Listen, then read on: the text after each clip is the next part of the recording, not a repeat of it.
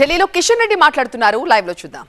ఇబ్బందులు వచ్చినప్పుడు కూడా ఒడిదుడుకులు వచ్చినప్పుడు కూడా మరి పార్టీని జెండా మోసినటువంటి మరి నర్సాపురం నుంచి ఇటీవల పార్లమెంట్ సభ్యుడిగా గెలిచినటువంటి మిత్రుడు శ్రీనివాస్ వర్మ గారిని ఈరోజు కేంద్ర మంత్రిగా తీసుకోవడము, భారతీయ జనతా పార్టీ ఏ రకంగా సిద్ధాంతపరంగా పనిచేస్తుందో, ఏ రకంగా కార్యకర్తల ఆధారంగా పార్టీ పనిచేస్తుందో దీన్ని బట్టి మనం అర్థం చేసుకోవచ్చు.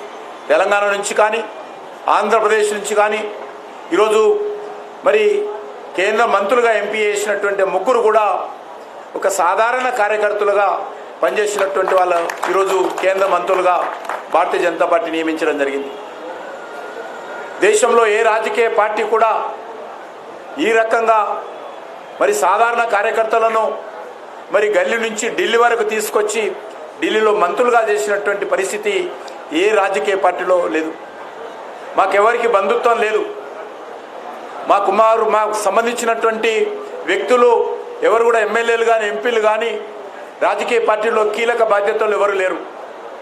కానీ మరి ఎవరు లేకపోయినప్పటికీ కూడా సిద్ధాంతమే ఈరోజు మాకు ఊపిరి, మరి పార్టీ కార్యకర్తలే మా కుటుంబం అనే విధంగా ఈరోజు పార్టీ కార్యకర్తలను ఏ రకంగా ఎంపిక చేసిందో ఇది ఒక భారతీయ జనతా పార్టీలోనే సాధ్యమవుతుందనే విషయాన్ని కూడా ఈ సందర్భంగా మనయేస్తున్నాను.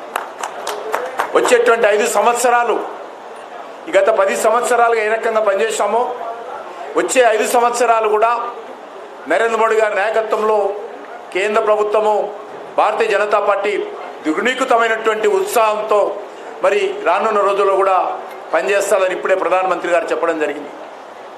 ఏదైతే ఎన్నికల్లో హామీ ఇచ్చామో సంకల్ప పత్రం పేరుతో దేశ ప్రజలకు భారతీయ జనతా పార్టీ ఏదైతే హామీ ఇచ్చిందో, ఎన్డీఏ ఏదైతే హామీ ఇచ్చిందో వాటిని తూచా చెప్పకుండా ఆ యొక్క సంకల్ప పత్రాన్ని అమలు చేసే విషయంలో భారతీయ జనతా పార్టీ అంకిత భావంతో పనిచేస్తుందనే విషయాన్ని ఈ సందర్భంగా మనయేస్తాను.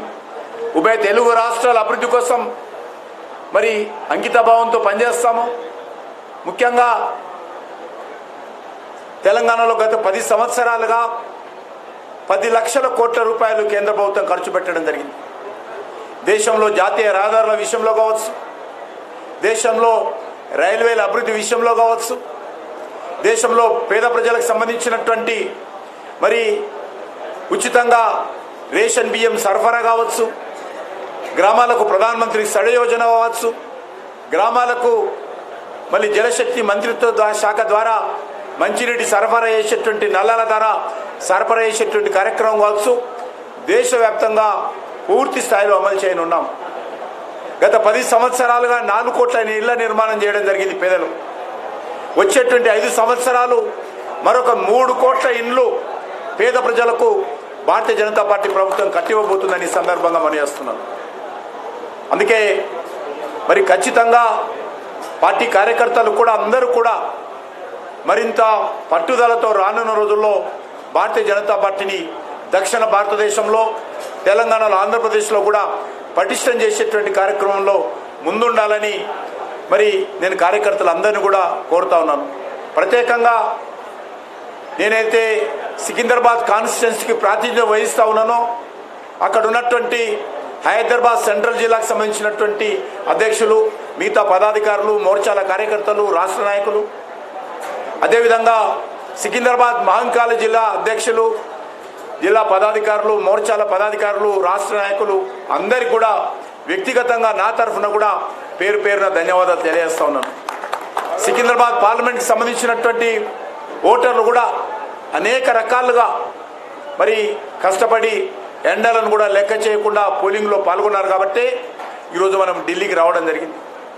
వాస్తవంగా సికింద్రాబాద్ కాన్స్టిట్యున్సీలో కాంగ్రెస్ పార్టీ ముసుగులో మజ్లిస్ పార్టీ పోటీ చేసింది. కాంగ్రెస్ పార్టీ అభ్యర్థి అయినప్పటికీ కూడా పూర్తిగా ఎన్నికల్లో మాకు ప్రధాన ప్రత్యర్థి ఎవరు అంటే మజ్లిస్ పార్టీ అన్నట్లే మజ్లిస్ పార్టీ పూర్తి స్థాయిలో పనిచేయడం జరిగింది. అయినప్పటికీ సికింద్రాబాద్ కాన్స్టిట్యున్సీకి సంబంధించినటువంటి ప్రజలు మరి మజ్లిస్ పార్టీ కుట్రలను ఏదైతే కాంగ్రెస్ ముసుగులో మరి ఈరోజు బీజేపీని ఓడించాలని ప్రయత్నం చేయడం జరిగిందో దాన్ని సమర్థవంతంగా ఎదుర్కొన్నారన్న విషయాన్ని ఈ సందర్భంగా మనవి చేస్తూ మరి ఏదైతే కార్యకర్తలందరూ కూడా మీ గ్రామాలకు మీ మండలాలకు ఫోన్లు చేయండి. ఎప్పుడైతే ప్రమాణ స్వీకార కార్యక్రమం 6:30 గంటలకు ప్రారంభమవుతుందో అదే సమయంలో అన్ని మండల కేంద్రాలలో కూడా మరి ఊరేగింపులు నిర్వహించి ఒక పండుగ వాతావరణంలో మేళ తాళాలతో మరి దేశమంతా కూడా కార్యక్రమాలు నిర్వహించాలని చెప్పి పార్టీ అధ్యక్షుడైనటువంటి జగత్ ప్రకాష్ నడ్డా గారు పిలుపునిచ్చారు.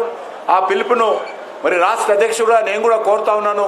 తెలంగాణ రాష్ట్రంలో కూడా అన్ని మండల కేంద్రాల్లో కూడా ఈ కార్యక్రమాలు నిర్వహించాలని నేను ఈ సందర్భంగా కోరుకుంటూ మరొకసారి నేను ఇక్కడ మరి వచ్చినటువంటి కార్యకర్తలు, ఉభయ రాష్ట్రాల నుంచి వచ్చినటువంటి కార్యకర్తలు, తెలంగాణ వ్యాప్తంగా వచ్చినటువంటి కార్యకర్తలు అందరికీ కూడా పేరు పేరున నేను హృదయపూర్వకమైనటువంటి కృతజ్ఞత తెలియజేస్తా ఉన్నాను. అనేక మంది మరి ఈరోజు మరి ప్రమాణ స్వీకారం కార్యక్రమం చూడాలని వచ్చినప్పటికీ కూడా మరి అక్కడ ఉన్నటువంటి స్థల ప్రభావంతో చాలా తక్కువ మందికి మరి భారత ప్రభుత్వము ఆహ్వానాలు ఇవ్వడం జరిగింది. అయినప్పటికీ ఏ రాష్ట్రంలో ఇవ్వనటువంటి మరి ఇన్విటేషన్ కార్డ్స్ మరి నడ్డా గారితో మాట్లాడి ప్రత్యేకంగా మరి కొన్ని తీసుకురావడం జరిగింది. చాలామందికి కార్డ్స్ అందలేదు. కాబట్టి పెద్ద మనసుతో కార్యకర్తలందరూ అర్థం చేసుకోవాల్సిందిగా అక్కడ అన్ని రాష్ట్రాలకు సంబంధించి సమంగా ఇవ్వడం జరిగింది. అయినప్పటికీ వారు ఇచ్చినటువంటి 100 కార్డ్స్ ఇచ్చినప్పుడు కూడా మనం ఇంకా చాలా ఎక్కువ కార్డ్స్ ఇతర రాష్ట్రాల నుంచి, నార్త్ ఈస్ట్ మంత్రి కాబట్టి అక్కడి నుంచి కూడా కొన్ని కార్డ్స్ కూడా తీసుకొచ్చి మన తెలంగాణ రాష్ట్రానికి, ఆంధ్ర రాష్ట్రానికి ఇవ్వడం జరిగింది. కాబట్టి కార్యకర్తలందరూ కూడా పెద్ద మనసు చేసుకొని ఈ విషయంలో క్షమించాల్సిందిగా కోరుకుంటూ అందరూ కూడా ఇక్కడ మరి ఎవరికైతే ఆహ్వానాలు ఉన్నాయో అందరూ కూడా 5 గంటలకు 5:30 లోపల అక్కడికి చేరుకోవాలి. ఎవరికైతే ఆహ్వానాలు లేవో అందరూ కూడా ఇక్కడే కూర్చొని స్క్రీన్లో ప్రత్యక్షంగా చూడాల్సిందిగా, మళ్ళీ అందరము ప్రమాణ స్వీకారం అయిన తర్వాత అందరం ఇక్కడికి వస్తాము. అప్పుడు అందరం మనం కలుసుకోవచ్చు అని చెప్పి ఈ సందర్భంగా కోరుతాం. ఇది ప్రెస్ కాన్ఫరెన్స్ కాదు.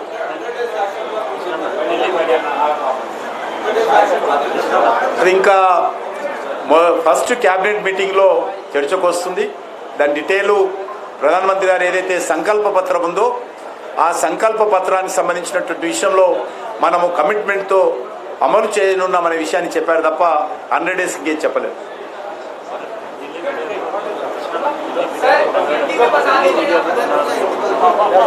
ప్రత్యేకంగా నేను ఢిల్లీలో ఉన్నటువంటి రీజనల్ మీడియా కానీ, నేషనల్ మీడియా కానీ తెలంగాణకు సంబంధించి ఎన్నికల్లో ప్రతి రోజు కూడా ఏదో రకంగా అప్డేట్ చేస్తూ మరి భారతీయ జనతా పార్టీ విజయానికి వాళ్ళు కూడా తమ వంతు సహకారం అందించారు.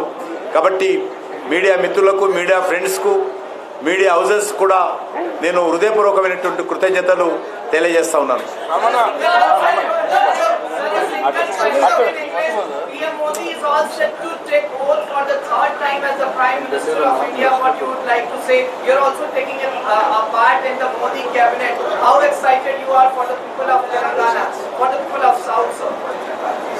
भारत में आज़ाद के बाद ये दूसरा इंसिडेंट है. प्रधानमंत्री के नाम पर तीसरा बार लगातार आज शपथ ग्रहण लेने वाले प्राइम मिनिस्टर आज एनडीए के नेतृत्व में, भारतीय जनता पार्टी के नेतृत्व में नरेंद्र मोदी जी मरी दूसरी बार ओथ ले रहे. आजाद के बाद पहली प्राइम मिनिस्टर जवाहरलाल नेहरू जी तीसरा बार ओथ लिया है. थर्ड टाइम वो प्राइम मिनिस्टर के नाते काम किया है. उसके बाद आज नरेंद्र मोदी जी आज ले रहे.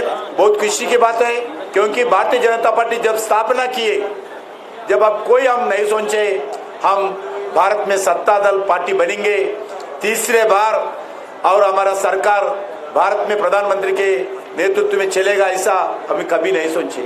हम देश के लिए हमारा पार्टी स्थापना की है.